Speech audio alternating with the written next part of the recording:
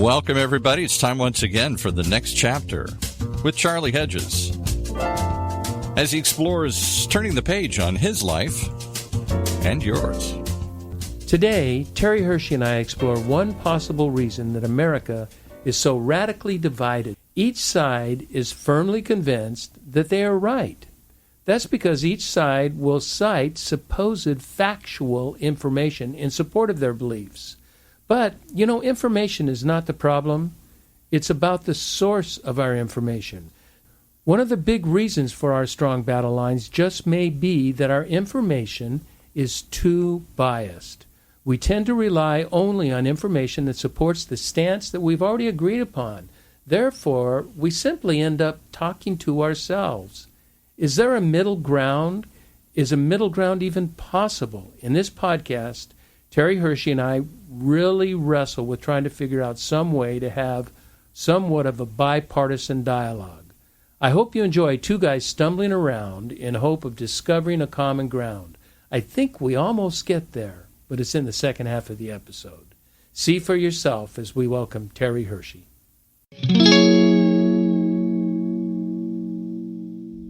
Yo, Hirsch. Been a while.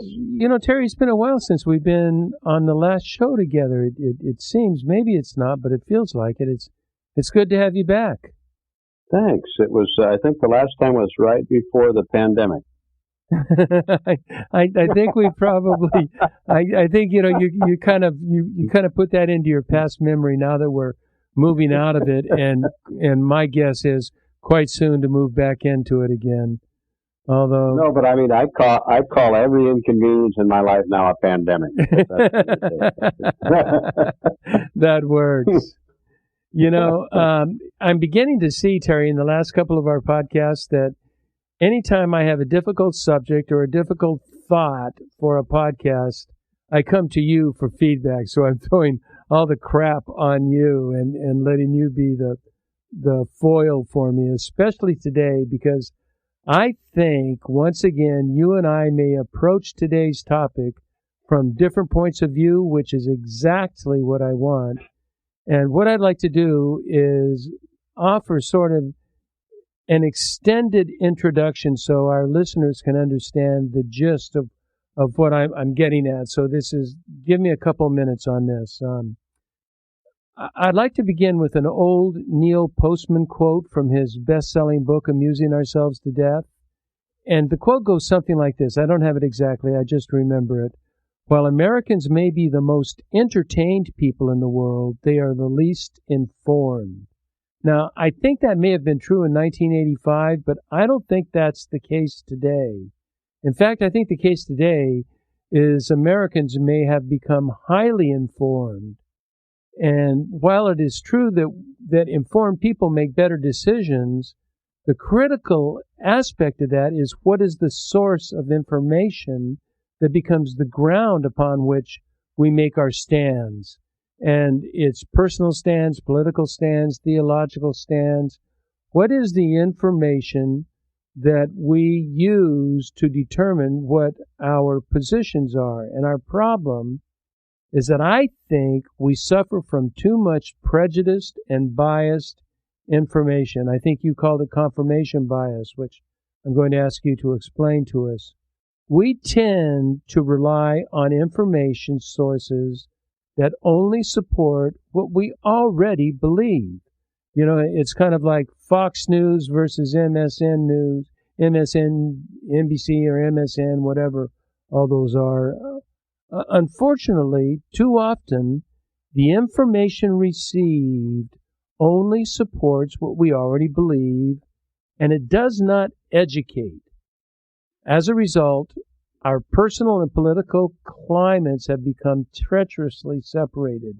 And I'll close with this. The result is we end up with people that are talking to themselves.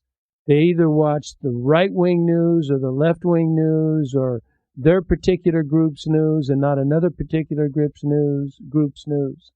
And they end up talking to themselves while holding a somewhat nascent vitriol for anyone that holds a different point of view than them. That's my thesis.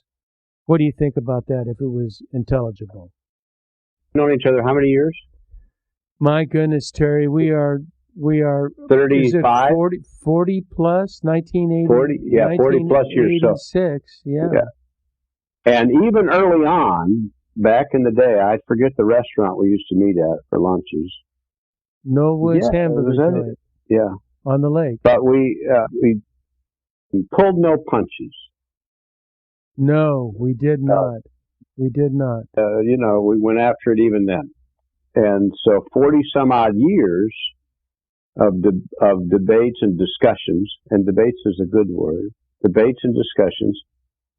And I'm glad you're having me talk about this subject today, because most of those debates with you and me, I was right.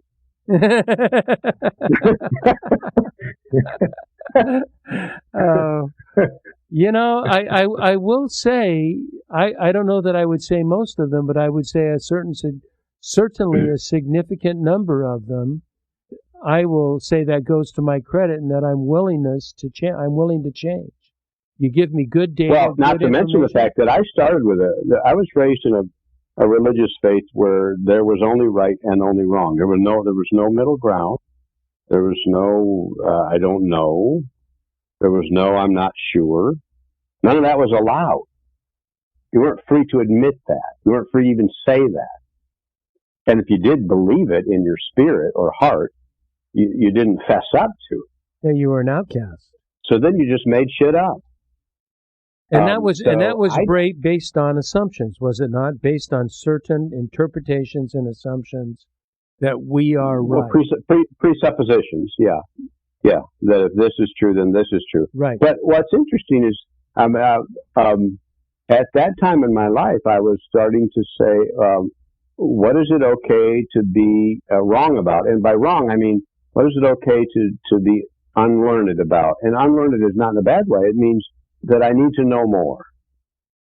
What do I need to know more about? That's why the fights were good, because, but we need to start with this. Neither one of us needed to take the other person down. This is an important thing to start with. I didn't need to take you down. Why was that, I didn't need Terry? to make, what was going on? I mean, we need, that's an excellent observation, and I see a need for that today. Because you did not threaten me. You did not tell me that I was only Terry if I was this Terry or that Terry. My goodness, I was that way 40 years ago? That's crazy. Yeah, well, yeah. But there was a whole part of the thing with you that you were at a part of time of your life where you were, one thing that you have in your core is curiosity. Correct. And curiosity is a big thing for you. And so you're always willing to then keep picking at stuff. And who knows why that we didn't need to take each other down. I mean, your intro mostly you talked about political stuff, but it can be religious, it could be any of them. Of course. That we have to take somebody else down in order for it to be correct. This is not new though, Charlie. I mean, your intro is as if this is new. I'm reading a book now called These Truths by, what's her name? Jill Lepore, I think. But anyway, it's about the history of the United States. Good Lord Jesus. Every single thing you said could have been said in 1780. And it was worse then, was it not? Here's why. Well, this is the irony, because this gets to the point of what you said. You said we're ill-informed. We are not even close to being more informed now. We just have more data swirling around us in a way that we cannot process. Yes, I agree. That's why I called us biased or prejudicedly informed. It's informed only to what we already believe. Well, we have our data sources that we choose. Right. And yet at some point there's a data source. It's ironic that in some areas, some fields, some places in our life and world, we have no problem at all saying there's one data source. You go to a baseball game and there's a data source. No one fights for that. There's a data source. Isn't that interesting? And yet, if you sat next to somebody at the game, even though you guys don't argue about the fact that there's a data source there. There's strikes, there's balls, there's outs, there's runs. There's wins, there's losses. You have no problem with that data source. None. None whatsoever. But as soon as you mention, one of you says Republican or Democrat, oh my God, you don't have a data source. I'm just curious about that. Yeah, well, even in the data source of the baseball game, there are certain rules, but then the rules are debatable radically. So depending on the team you're on, you are going to interpret one data source, strike, ball, out, save. Was it in fact an infielder's fly rule? So there's still a lot of interpretation within the baseball. It's not. I don't disagree with that part. But you're debating it based upon that particular fact. In other words, we know that ump calls them high. Yes, or poorly. Exactly. High meaning poorly. The thing you said about who was the guy you quoted at the beginning? Neil Postman from Postman. I know where that quote came from. We're not more informed now. We're not even close to informed now. Here's the point, Charlie. And this is the question I ask myself because I'm actually a news person. I read, and by news, I mean events of the world. That's what I mean. I want to know what's going on in my world. There are parts of the world that where people are fighting issues, suffering issues, dealing with issues. I want to know that. I want to know that. So I'm a junkie about that stuff. And I read it. However, what's interesting about being informed is just because we get a lot of stuff, we're not more informed now, not even close. Yeah, and I think I agree with you, and I want to make a distinction between informed, and I want to come back to. I think the chances are we listen more than the 80s, maybe not in the 60s and the 50s with Walter Cronkite and the gurus of newscasting. We seek more information from our preferred sources than we did in the 80s. And that's what I mean, more informed. I call it, to me, it's malinformed, misinformed, prejudicially informed. But there's a lot more information going on. If I talk to somebody, and, I don't know how we can do this without getting too political. If I talk to somebody on the right, they are going to give me the greatest data in the world to support their views. And I talk to somebody on the left that is totally opposite of their view, and I will get data. As a matter of fact, I'll give you an example. During the election, I made an attempt for a while to watch, and I can tell you the names, to watch CNN, MSN, Fox News, and then a middle of the road. And I want to tell you, Terry, I was convinced by all of them. Their supposed data was so powerful that it was convincing. And so I can see how we have such disparaging and even treacherous separation between the views of people in our world that are informed by prejudicial information. So I think that's why I think is different than Postman. Postman, we weren't paying that much attention to the world news. We were more in entertainment, according to his book anyway, into amusing ourselves to death. So that's what I mean by information, is that we're looking not at unbiased or a wide range so we can then come to some kind of conclusion. Do you think anyone who watches any of those sources for news, it's just, Cronkite's always fascinating that we choose Cronkite. So, therefore, everything he said was accurate? Just because we can say Cronkite?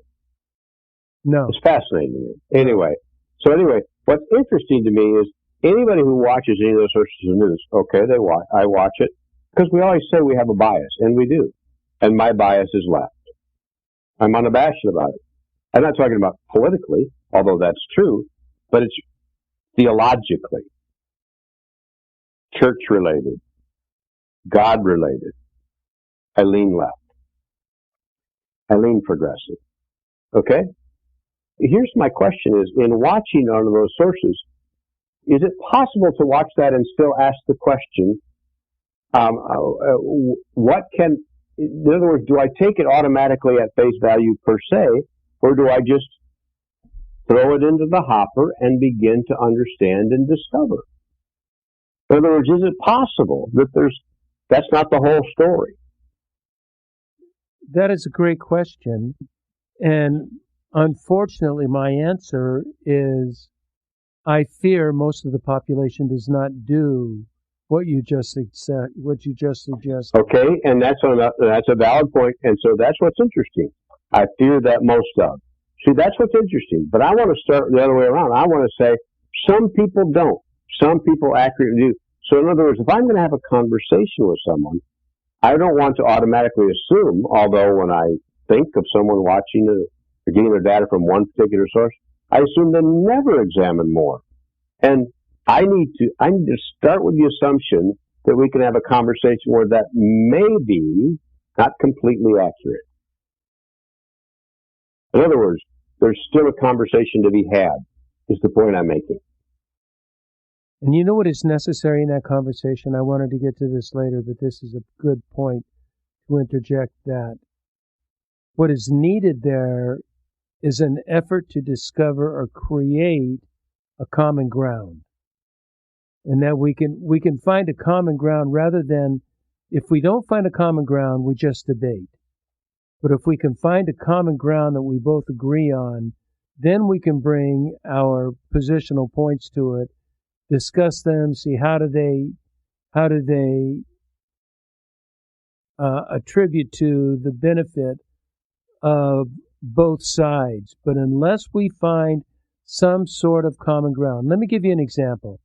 I was listening to, it was a YouTube, but we were listening to it in the car, and it was by past Archbishop of Canterbury, Rowan Williams, who's just a brilliant humanitarian and theologian. And he was talking, he was at a conference. And at the conference, it was a religious conference, except there were a couple of, shall we say, dyed-in-the-wool communists from China. And when they were talking about their belief in communist philosophy, Mao, and communism as a public option, and he didn't mean it in argumentative, he meant it in common ground. Well, there is a belief with you in the West and the way you view God, because you view God the way we view politics. You view God the way we view Mao. And you view the Bible the way we view communism. Now, although Rowan was really clear in saying that, there was some troubles with the comparison, he says, it did show me it was a common ground. We both believe in authority, in an authority that is outside of ourselves. And that indeed itself became common ground for discussion. Does that make sense to you? Yeah. Of course it does. I've written about confirmation bias before, but I'll read you the definition. We judge new ideas based on the ease with which they fit in with or confirm the only standard we have, which is old ideas, old information, and trusted authorities. Your thing about which source. As a result, our framing story, now this is the key, our belief system, our paradigm, our narrative, what's the narrative by which we view, quote, reality, excludes whatever doesn't fit in. That's precisely my point. Now, confirmation bias starts with that can't be true. And the only reason it can't be true is the flat earthers. Let's just start with something everybody can, well, of course the flat earth thing, that makes sense. See, nobody believes that anymore. You know which is not true? There's a flat earth society. You realize that, right? A flat earth society? I'm not sure what you mean. Flat earth. flat Earth. Oh, no. There's evidence for a flat Earth? You see, that's Charlie. You're not open to new ideas. There is a society in the world that still believes the Earth is flat. Now, what's fun about that is two things. One is we assume, well, that's easy. Nobody believes that anymore. So that doesn't go into our confirmation bias. But when it comes to new stuff, it's hard to admit that it's not in our confirmation bias. But one of my favorite Facebook quotes, because I just loved watching this, the Flat Earth Society has a Facebook page, as everyone does. Of course, they have a Facebook page. And the Flat Earth Society are proud that they have many members of their society from around the globe. Okay. The Flat Earth Society has members from around the globe. So how do we come to concurrence? How do we find common ground? In my mind, the Flat Earth Society, it really is a one-off. It's not going to be a debate among the majority of our population in the United States. And I'm standing in a pulpit today, and half of my congregation tells me that the current president is not our current president because he wasn't elected. And they're telling me not only was he not elected, but the election was stolen. And they're telling me that not only was it stolen, and then they give me reasons why. And you tell me Flat Earth is a one-off. Well, Flat Earth is, to me, is minor compared to that, but that you're making my point. That is, you're confirming my point. My job as the pastor of that church is your question is, how in the hell do I find common ground? And you're looking for an answer from me. No, the answer to the question is I leave the pasture. I get another job. But that doesn't resolve the issue, does it? No. The issue is I start with a different question. The question is that particular one about the election, it's a provable thing. That's a provable thing. Let me say it's provable except if you're strongly right, and then they will argue it's provable that it's not. Now, I don't know how they argue that. That's not. But I have to start with the question you're asking is, how do I find common ground? I ask a different question. And the question is not specifically about the rightness or wrongness of whatever we're debating. The question is, what kind of world do you want to live in here? That's a great common ground question.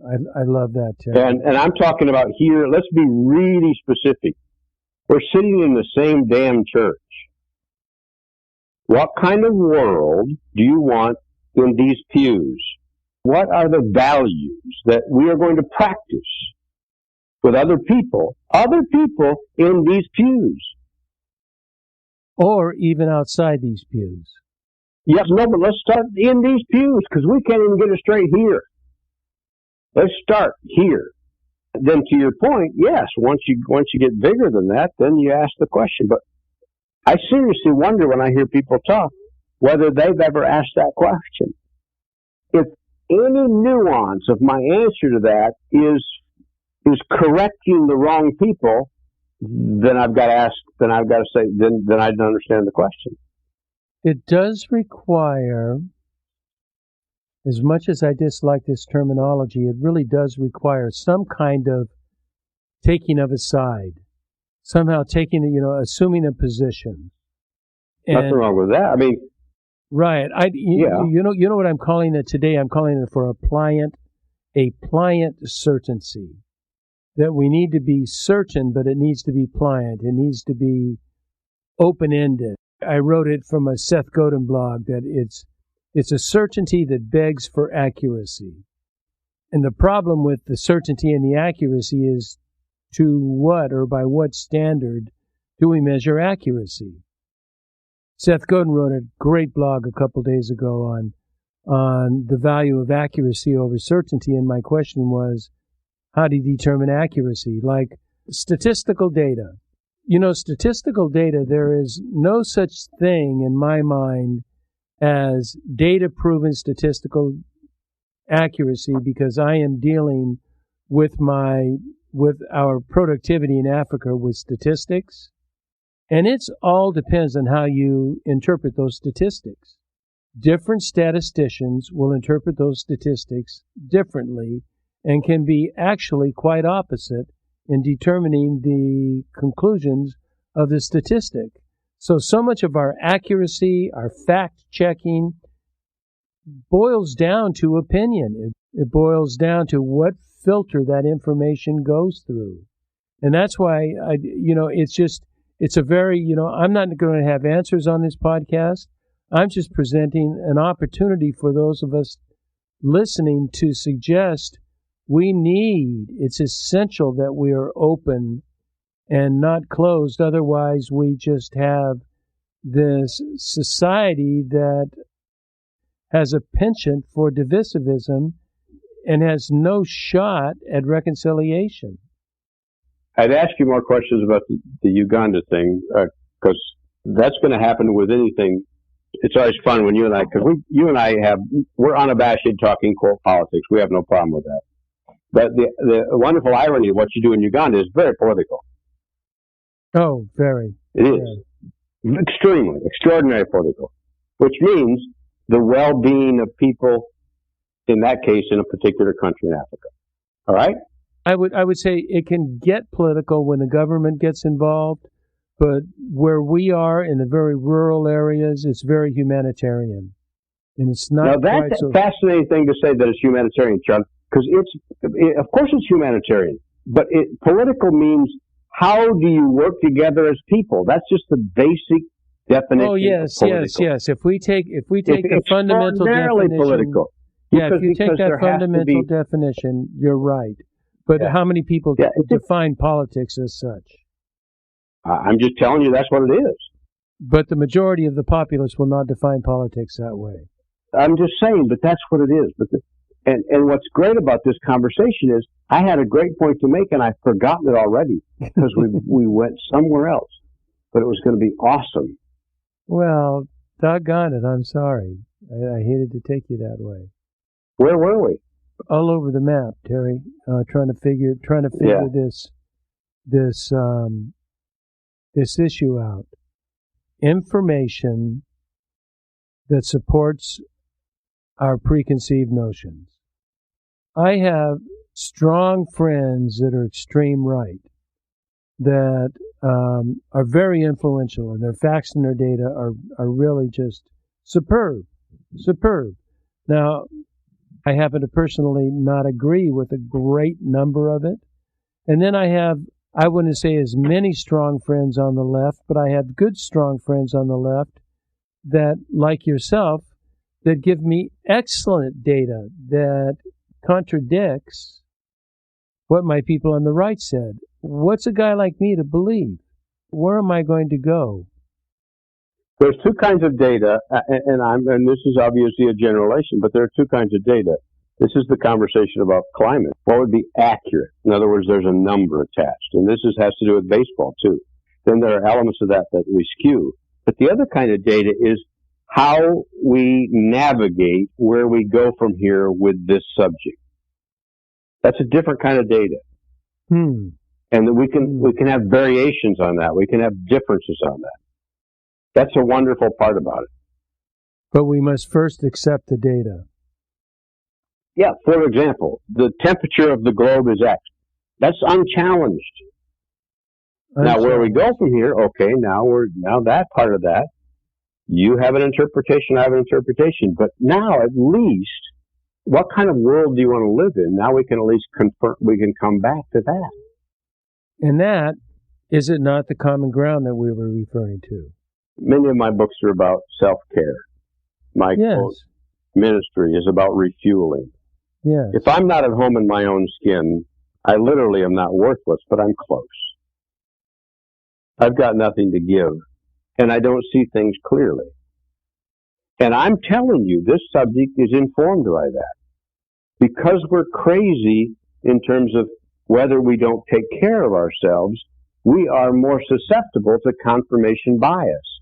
Because we're not at home in our own skin.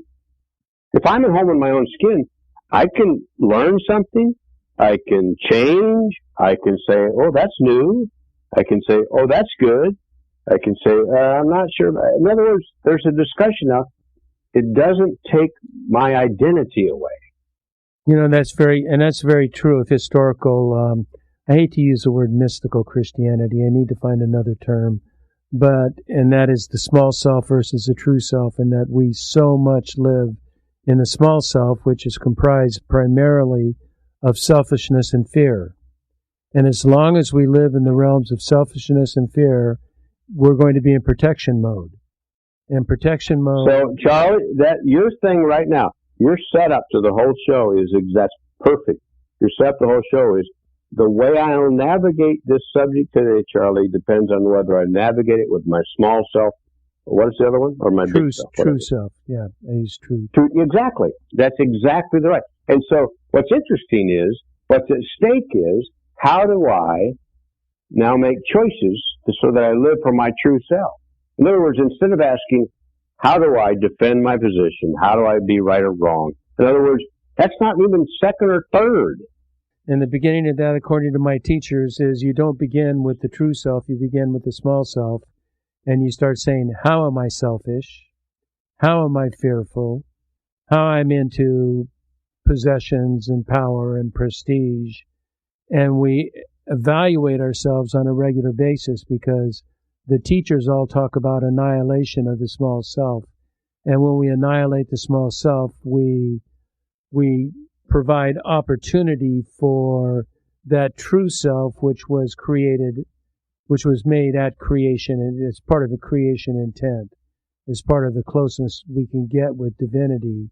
But we have to get ourselves out of the way. And I think that has to do, exactly as you said, with the subject of this show, and that we are our own enemies and that we get in the way of truth and reconciliation because of our fears and our needs to protect ourselves, our pride, our wanting for credit. There's so many things, and all of that comes from insecurities and fears. And those are the things that we have to deal with. Yeah, that's why to the point of these days, what you're talking about these days with the massive, quote, what you call information. I don't necessarily agree with that, but the point is, right. we're inundated with data. There's no doubt about that. Okay, we're inundated. But what's interesting in the fighting and discussion is if the anger level is high, that says to me this is not a question about dad anymore. This is a question about small self. There you go. Great observation. There you go. If the anger level is high. And so what I need to do is step back from that. In other words, I don't need to prove you wrong. That's not the point anymore. And by the way, given the whole thing about this whole subject, this didn't start now. I'll give you a quote from, let's say, 2,000 years ago. There's a group of people said, excuse me, can anything good come out of Galilee? I think it was Nazareth. Oh, yeah, I know. But it was somewhere. It was somewhere in there. Yeah, you're right. I was going to write a blog that I started a blog this weekend and just didn't have the wherewithal to finish it, but I called it Own Your Irritation. And here's a quote, and this will really have, impact our discussion. And the quote says, every time you find yourself irritated with someone, the one you need to look at is yourself. The question is not, what is wrong with this person, but what does this irritation tell me about myself? That's what you're getting at. When you're highly angry about something, what is that telling you about yourself? Not what is that telling you about the person you're angry with, but what is that telling you about your small needs, that they are not getting satisfied and that you are being challenged and that you're fearful? So it's a story I've told for years about. It's a true story about an ad for the Humane Society. It was back in the day of Life and magazine, etc. There's a puppy and kitten. And of course, they're wanting people to get puppies and kittens at the Humane Society. But the ad quote over the top of the puppy and kitten said this, it's who owns them that makes them important. That was what you just said. So is the deal, Terry, that we must own ourselves? I have to start with that personal, internal question: who or what owns me? Why do I let that person get to me so much? Yeah, and that is on a humanistic level, that is me owning me. On a divine level, that is me being owned by a non-prejudicial God. Prejudicial God. Correct. We're not going to take a break today, and I think we've covered a lot of information, and I think there's plenty to ponder on. I want to close with a discussion on something you and I talked about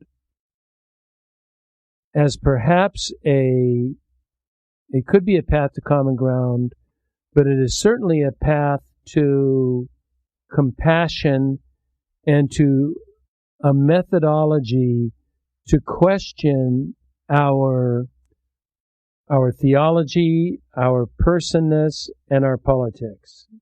Now, I will go back to a story 40 years back when I was in seminary. And when I was in seminary, I went to a conservative Baptist seminary, and there were two major issues. One of them still is going on, one is not.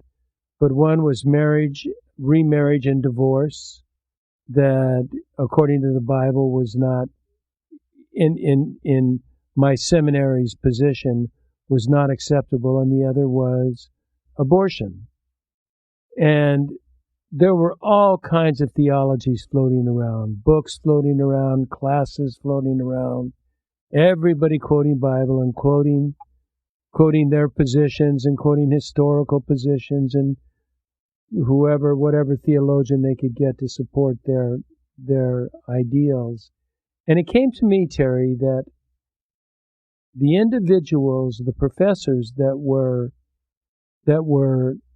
strongly in favor of, was strongly the against divorce and remarriage and against abortion, and it occurred to me that until you can put a face on your theology, it means nothing. Until you can put a face on your ideology, it is a meaningless ideology. And therefore, if it is your daughter or son or grandchild, until you can put that face and say, no, you cannot remarry, no, you have to go 9 months of pregnancy, it doesn't mean anything. It's all in paper and it's all BS. Does that strike you anyway? 100% true. That would be the answer to your question, what kind of world do you want to live in? And one of the answers, you're going to have like 5 answers. One of them is, I have to see you, or that I have to see a person. In other words, I have to acknowledge that's a person. Absolutely, and that is a person. And the more personal I can make that, the better off I am. I don't know if I'm speaking out of class, but you had some medical issues. And I showed you statistics that said 96% of Americans were insured. And you said, what about X?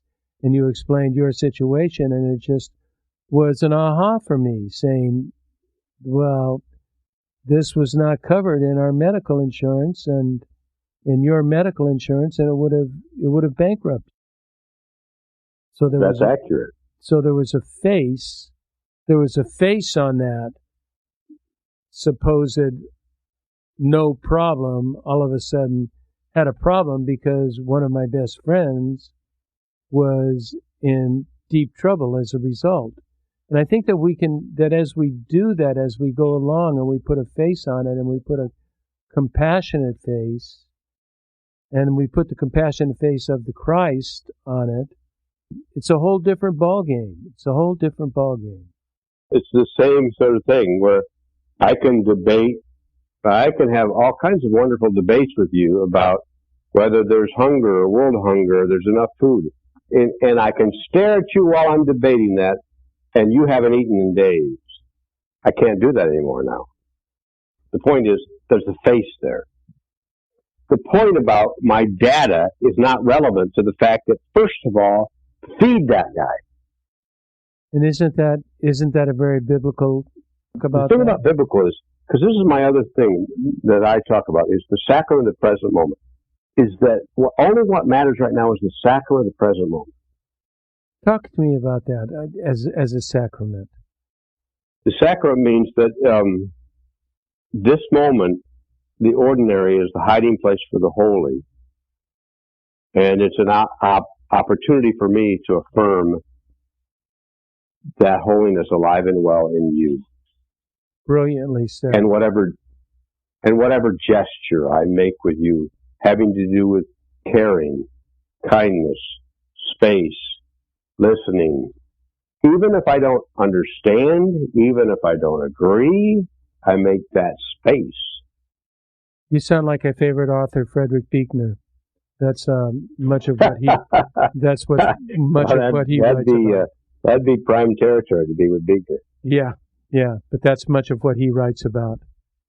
So, let's kind of together wrap up. But we do have sides, and I'm not talking just political sides. We do have personal sides. We do have a tendency to support those with information that only engenders greater attribution to the side that we take, and we are reluctant to look at other positions and evaluate them as perhaps very, very meaningful positions, and that perhaps one remedy is to, when you can personalize a position, that position no longer becomes a position, it becomes a sacrament of the present moment. Yeah, I'm going to... Didn't quite hit it, huh? Charlie, this is very personal to me because I'm about to go to the Upper Peninsula, Michigan. My father died in October, but we couldn't go there because of COVID. He was cremated, so we're going up in the end of April to scatter his ashes in a place where he had requested. Place I actually went, a deer camp where I went as a boy. So we'll be there in April with my siblings. So I have siblings who, this is to your point of your discussion, who A, don't believe COVID is real. It doesn't exist. There is no COVID. They believe B, wearing masks is a violation of every right they have as a human being. They believe C, this has nothing to do with politics. I'm telling you what they believe and how they live. They believe that obviously the current president is not the president. In other words, but let's skip the president part. And so this whole discussion today is, I'm showing up there, and what's the first step? What do I do? And the answer to the question is, what's for dinner and what can I cook? Yes. And then perhaps, how can we honor Dad? And tell me what you think about Dad, exactly. What a troubled world we live in, but I think conversations like this, I think open conversations, expression of differences of opinion, but at the same time, an effort to understand where someone else is coming from is just so essential. I hope our listeners can grab some of that. Terry, I thank you so much for your willingness to explore such uncomfortable territories with me that are not easy answers, and yet they're just exploring it. It's very kind of you to be willing to do that. Thank you. You know, the irony is, it's not uncomfortable for me. It's not. Well, it's always, when you're doing a podcast, it's always dangerous, wondering who you're going to tick off. But, we have to speak. No, I have to start with whatever I say, someone will be pissed off. I start with that. Yep. And if they're not, then you haven't said anything worthwhile. Yeah, so then I have to go back to, what did I mean to say and why does it matter to me, and what kind of world do I want to live in? Well said. Thank you, brother. It's always the delight. And I want to thank all our listeners for tuning in to the next chapter with Charlie. And really, check out our website. You can get easy access to podcasts and blogs, and you'll find it interesting. And until next, as always, this is Charlie Hedges signing off. Bye for now.